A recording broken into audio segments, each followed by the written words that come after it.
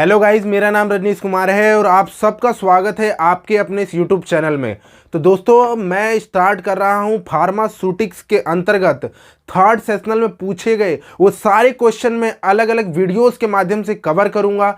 आज मैं बात करने वाला हूं फार्मास्यूटिक्स में थर्ड सेशनल में पूछा गया क्वेश्चन, जो कि पूछा गया था कि आखिर जब भी हम लोग पेरेंटरल बनाते हैं, इंजेक्शन जो हम बनाते हैं, उसमें किस किस प्रकार से एक्सिपियंस, किस किस प्रकार के एक्सिपियंस यूज किए जाते हैं। यानी कि यहाँ पर पेरेंटरल की इंजेक्शन के फॉर्मुलेशन की बात बेसिकली की गई थी। तो चलिए आइए हम लोग देख लेते हैं। यदि दोस्तों हम लोग बात करें पेरेंटरल, तो हम सभी जानते हैं कि पेरेंटरल को हम लोग इंजेक्शन कहते हैं। वह स्मॉल वॉल्यूम का पेरेंटरल भी होता है, लार्ज वॉल्यूम का भी पेरेंटरल होता है। और उसके अंतर्गत यदि हम लोग बात करें कि आखिर इन पेरेंटरल्स में क्या क्या हमारे एक्सिपियंस डलते हैं, तो दोस्तों मैं यहां पर आपको बताऊंगा कि 4S से आप याद रखें कि क्या क्या डलता है उसमें। पहला हमारा डलता है सॉल्युबिलाइजिंग एजेंट, यानी सॉल्यूबल करने के लिए एक एजेंट को डाला जाता है।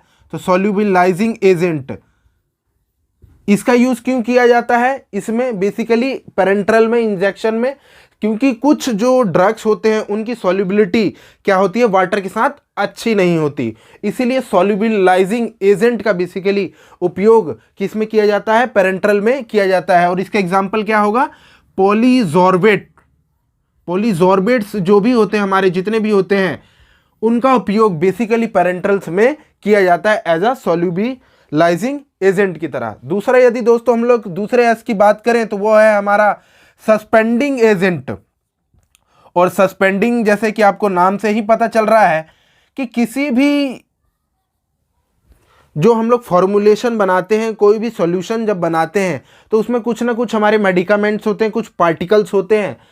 तो उस पार्टिकल्स को प्रिपरेशन में सस्पेंड करने के लिए बेसिकली सस्पेंडिंग एजेंट का यहां पर उपयोग, यूज किया जाता है। और ये एजेंट क्या है, MC यानी मिथाइल सेल्यूलोज, और एक क्या है, CMC कार्बोक्सी मिथाइल सेल्यूलोज। अगले एस की दोस्तों यदि हम लोग बात करें, तो वो है हमारा क्या, सरफेस एक्टिव एजेंट।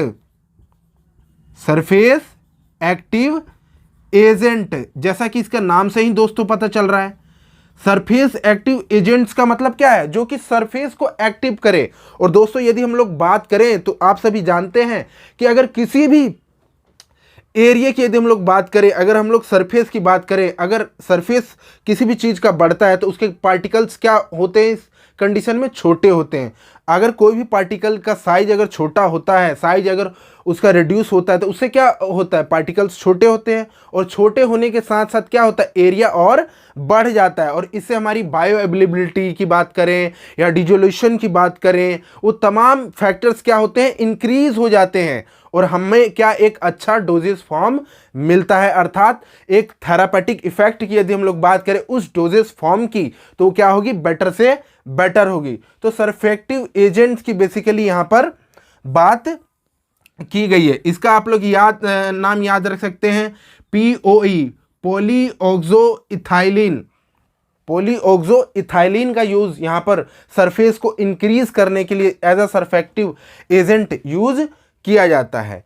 अगला दोस्तों यदि हम लोग बात करें, तो एक और एस जो हमारा था, वो एक तो हो गया हमारा सॉल्युबिलाइजिंग एजेंट, एक हो गया सस्पेंडिंग एजेंट, एक हो गया हमारा सरफेस एक्टिव एजेंट, और एक हमारा क्या था दोस्तों, वो था स्टेबिलाइजर, या इसी को हम लोग एंटीऑक्सीडेंट भी दोस्तों कह सकते हैं। एंटीऑक्सीडेंट भी हम लोग कह सकते हैं, जैसा कि इसका नाम से ही पता चल रहा है कि ये क्या कर रहा है, बेसिकली हमारा जो भी फॉर्मुलेशन है, डोजेस फॉर्म है, खासतौर से ये जो हमारा पेरेंटरल है, उसको स्टेबलाइज करने का काम कर रहा है। तो इसमें ये एंटीऑक्सीडेंट क्या होते हैं कि कोई भी कंपाउंड या कोई भी डोजेस फॉर्म जो है यहाँ पर हमारे लिए, उसका ऑक्सीडेशन ना हो सके, वो ऑक्सीजन के साथ रिएक्ट ना करे, वरना क्या होगा, उसका ऑक्सीडेशन हो जाएगा तो वो चीज़ खराब हो जाएगी।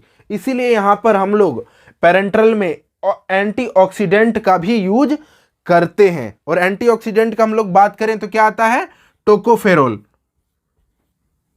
टोकोफेरोल, BHT,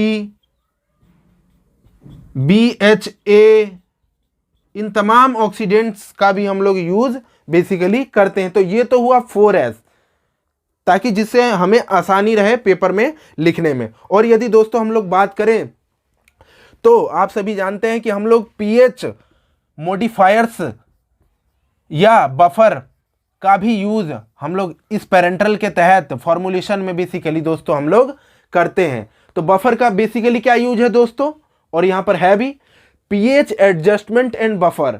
बफर वह होते हैं जो कि हमारे डोजेस फॉर्म का क्या करेंगे, पेरेंटल का क्या करेंगे, पीएच मेंटेन करेंगे, ना ही ज़्यादा एसिडिक और ना ही ज़्यादा बेसिक।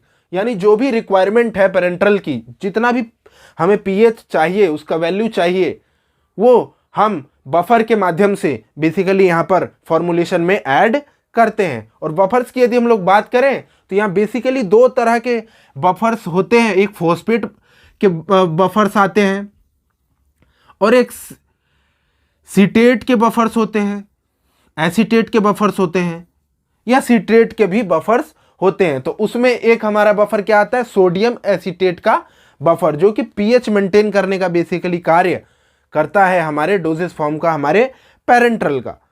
और यदि हम लोग बात करें तो ये मेनली हमारे क्या थे, फॉर्मुलेशंस।